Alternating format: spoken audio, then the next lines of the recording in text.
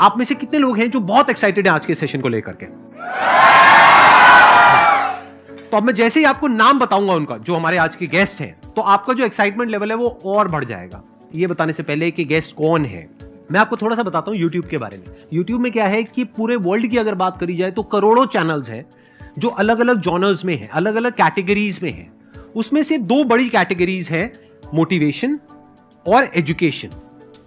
पूरे वर्ल्ड में जो वर्ल्ड का नंबर 1 मोटिवेशन चैनल है वो मेरा है, और जो वर्ल्ड का नंबर 1 एजुकेशन चैनल है किसी इंडिपेंडेंट क्रिएटर का, वो उनका है, जो कि हमारे गेस्ट हैं। उनके 17 मिलियन से ज्यादा सब्सक्राइबर्स हैं। Please give an energetic and warm welcome to the one and only Khan sir.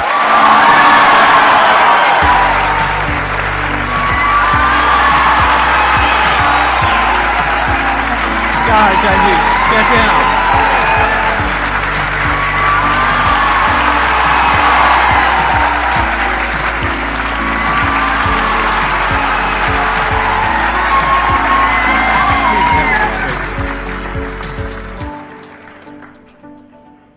इससे पहले कि ऑडियंस आपसे कुछ पूछे या इंटरेक्ट करे, मेरे माइंड में एक क्वेश्चन है आपके लिए जी।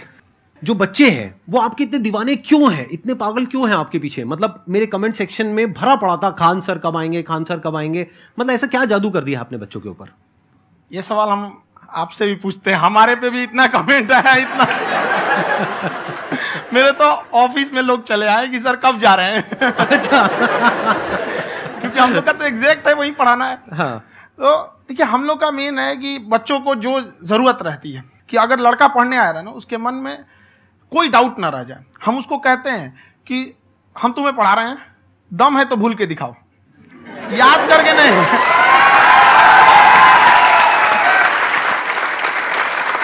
प्लस आप जिस प्राइस पॉइंट पे पढ़ा रहे हैं, आई थिंक वो सबसे कम है, वो बहुत ही कम है। सर ये जो फीस का कल्चर है, ये हमारा इंडियन कल्चर नहीं है।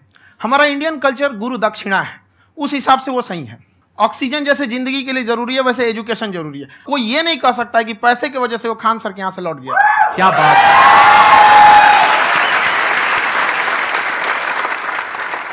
मैंने देखा कि आपका ये जो चैनल है कि ये पिछले 3 साल के अंदर अंदर ही ग्रो किया है। हमको जब चैनल शुरू हुआ तो एक दिन में हम 4-5 वीडियो बनाए।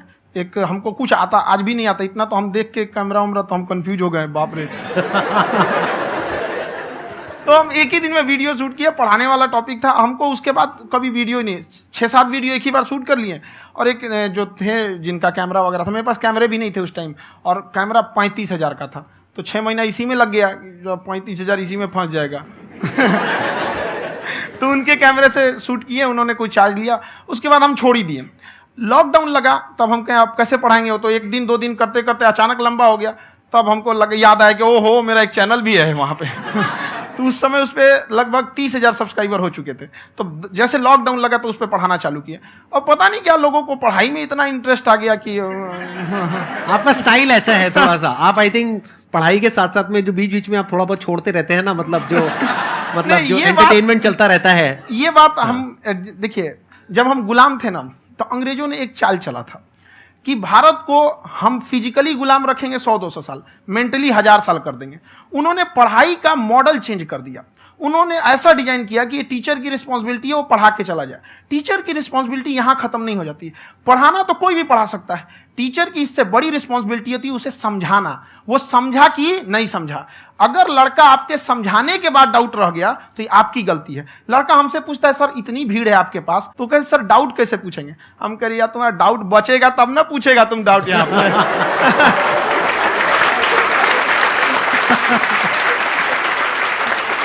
कॉन्फिडेंस नेक्स्ट लेवल है आंसर का, मानना पड़ेगा। और शायद यही वजह है इनकी जो ग्रोथ है उसका। किसी ने शायद सपने में भी नहीं सोचा होगा कि पिछले 2 साल के अंदर अंदर जो आपके चैनल की ग्रोथ हुई है, जैसे आप खुद ही बता रहे हैं कि लॉकडाउन के टाइम पे आपके 30,000 के करीब सब्सक्राइबर्स थे, आज की डेट में 17 मिलियन है। और मेरा एक क्वेश्चन और है, इससे पहले कि ऑडियंस में से आपसे कोई क्वेश्चन पूछे, कि कई बार आप ऐसे भी टॉपिक्स टच करते हैं जो थोड़े से कंट्रोवर्शियल हैं या थोड़े से सेंसिटिव हैं, जिसके ऊपर बात करने की हिम्मत आई थिंक बहुत ही कम लोगों में है। तो आपको कभी ये नहीं लगता है कि कहीं ज्यादा तो नहीं हो रहा है, इसको थोड़ा रोक देते हैं, थोड़ा कम कर देते हैं? क्योंकि कोई लाइन ही नहीं है वैसे तो बोलने को, तो आप कुछ भी बोल दो, कितना भी बोल दो। हुई है कंट्रोवर्सी बहुत बार। एक्चुअली बचपन से हमको फौज में जाना था, और फौज वालों के लिए ये सब मायने नहीं रखता। उसको करना है मतलब करना है, तुम सामने कुछ भी रहो, डजंट मैटर।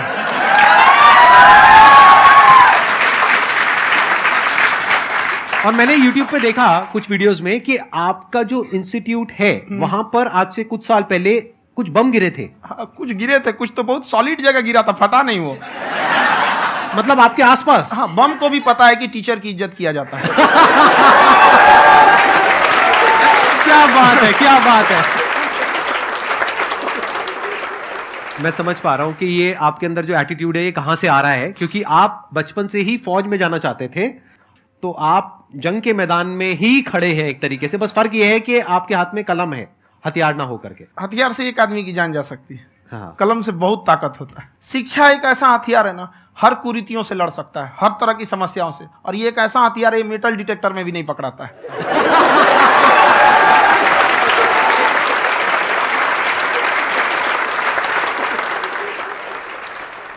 मेरा क्वेश्चन ये है कि अभी प्राइवेट ऑर्गेनाइजेशंस में पीटने का, पनिशमेंट का ये सिस्टम जो है खत्म हो गया है। हम आपके वीडियो में देखे हैं सर कि आप एक बड़ा सा रोल रखे रहते हैं, पुलिस वाला लाठी है वो, पुलिस वाला लाठी है, और स्टेज पे बुला के बच्चों को उसी से धुनाई शुरू कर देते हैं मस्त एकदम से, है ना। तो सर मतलब कि बच्चे मतलब कि डरते नहीं है आपसे, और इस तरीके से कैसे कनेक्टेड हैं आपसे, है ना। और एक और क्वेश्चन सर, यूपीएससी का जो आप अपना बैच स्टार्ट करने वाले हैं, ठीक है, उसके बारे में बताइए सर, क्योंकि मुझे मतलब उस चीज को करना है सर, ठीक है। और संदीप सर को देख लिए, मेरा तो वैसे ही हो जाना है।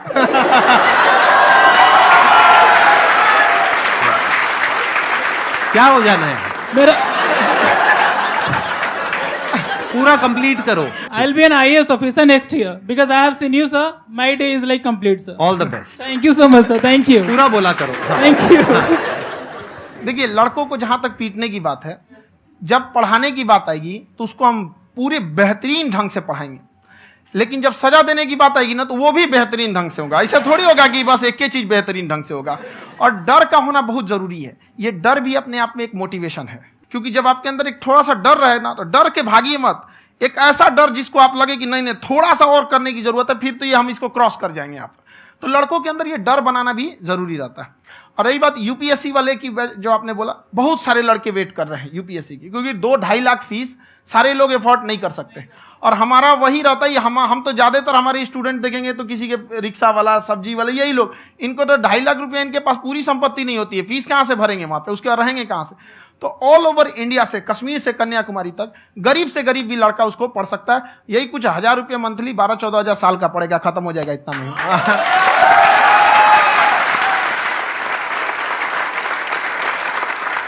ये जो डंडे वाली बात इन्होंने कही, ये सच है? मतलब आप सच में एक डंडा रखते हो? पुलिस का ही है वो। और मारते हो? हाँ, कि मतलब अगर कोई लड़की छेड़ता है या ऐसा कोई भी उल्टा पुल्टा काम पढ़ाई करता लिखाई है, कुछ भी गलती करेंगे तो पिटाएंगे वो। यहाँ पे कैमरे पे ऑन कैमरा जैसा भी रहे, कुछ भी पिटाना तो उनको फिक्स है। एक तो कोई मतलब विधायक जी थे, उनके लड़का को पीट दिए, तो चला दल बल लेके अपना वहां पे। उसने घर पे नहीं बताया था कि सर ने पीटा है, बस बोल दिया कोचिंग में पीटा है। बाद में पता चला हम पीटे हैं, तो उसके पिताजी मेरे सामने और पीटे।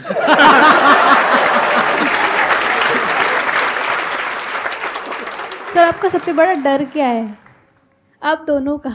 फौजी को डरे नहीं लगता है। बाकी अब सर से पूछिए। आज के सेशन से पहले कोई डर नहीं था, लेकिन अब मुझे इनकी डंडे वाली कहानियां सुन करके डर लग रहा है कि कहीं मैंने गलती से कुछ बोल दिया और इन्होंने कहीं पीछे कुछ रखा हुआ है, और यही आ करके अगर इन्होंने मेरी पिटाई कर दी तो बहुत बुरा हो जाएगा। तो इसलिए हमको थोड़ा डर लग रहा है।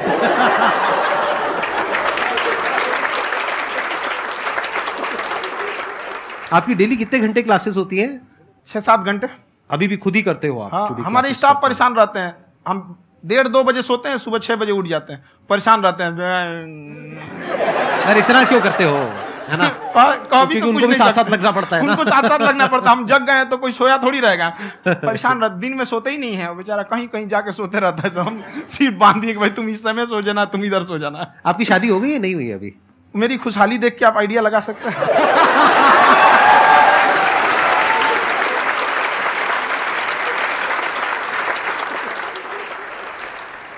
First of all I would like to say sir thank you so much to you and to your team कि आपने मुझे यहाँ आने का मौका दिया। एंड सर अब तक मैंने आपको सिर्फ फ़ोन या लैपटॉप में ही देखा है दोनों को, आज फर्स्ट टाइम लाइव देख रही हूँ तो बहुत अच्छा लग रहा है। तो मेरा क्वेश्चन ये है सर आपसे, जब हम लाइफ में कोई डिसीज़न लेते हैं कि हमें ये पर्टिकुलर चीज़ करनी है, और क्योंकि हम डिसीजन लेते हैं तो हमारी आदत है कि पहले हम 4 लोगों से पूछते हैं कि तू बता तेरी क्या राय है, तू बता तेरी क्या राय है। तो उनमें से अगर कोई हमें कह देता है कि ये बेकार डिसीजन है मत कर, तो हमारा माइंड कहीं ना कहीं डाइवर्ट होने लगता है और उसकी वजह से हम अपना डिसीजन चेंज कर देते हैं।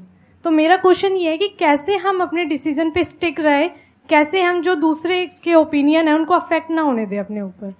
दूसरे से सलाह लेने से पहले एक बार खुद उस पर रिसर्च कर लेना चाहिए, ताकि आप सामने वाला क्या सलाह दे रहा है आपको समझ में आना चाहिए। यहाँ पर ऐसा नहीं है कि कई बार ऐसे होते हैं कि दूसरे वाले को एक्सपीरियंस होता है, तो अगर आपको पहले से आइडिया है, उसके बारे में आप बेहतरीन ढंग से रिसर्च किए हैं कि क्या इसमें प्लस पॉइंट है क्या निगेटिव है, उसके बाद आप किसी से सलाह लेने जाइए। ये नहीं कि मन में आया सीधा बता गड़बड़ा जाएगा। तो वहाँ पे पहले आपको R&D करना पड़ता है, समझ में आया कि नहीं। और जिंदगी हो या गाड़ी, जीतेगा वही जो टाइम पे गियर चेंज कर रहा है। तो डिसीजन चेंज करना बहुत ज्यादा गलत नहीं है।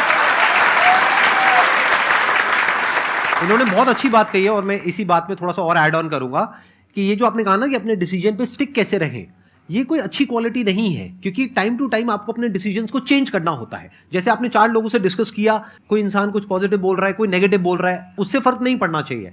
डिपेंड ये करता है कि वो जो बोल रहा है उसका बेसिस क्या है।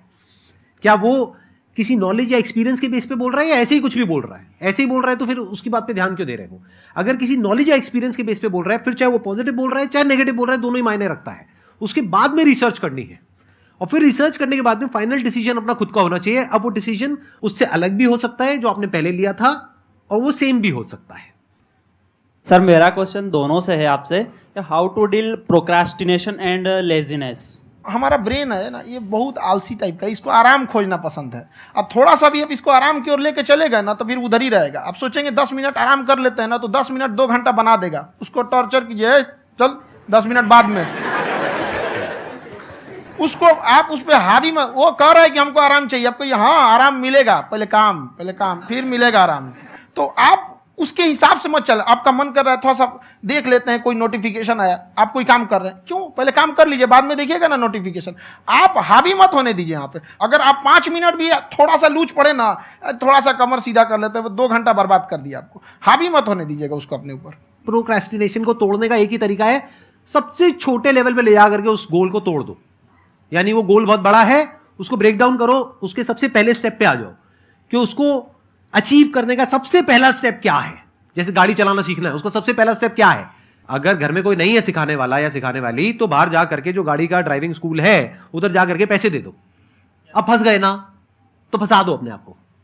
दिमाग ये लगाओ कि अपने आप को कैसे फंसाया जाए। जब हम फंस जाते हैं ना तो फिर हमको वो काम करना ही पड़ता है। Then there is no looking back. जब तक आप सोच रहे हो तब तक सोच रहे हो, उसको बोलते हैं पैरालिसिस ऑफ एनालिसिस, कि आप सोचते चले जा रहे हो अपने माइंड में, मैं ये करूंगा वो करूंगा वो करूंगा वो करूंगा, और प्रोक्रेस्टिनेट हो रहा है, वो चीज टलती चली जा रही है। तो उसको छोटे से छोटे लेवल पे ब्रेक डाउन करके उसको कर दो, दैट इज नंबर 1। और जैसे ही करना शुरू करते हो, कोशिश करो कि उसको जब तक कि आप सही से नहीं कर लेते हो उसको छोड़ना नहीं है, तो आपकी लेजीनेस भी खत्म हो जाएगी। कई लोगों को तो हमने देखा जो सप्ताह में कुछ भी नहीं करता, वो भी संडे को आराम कर रहा है।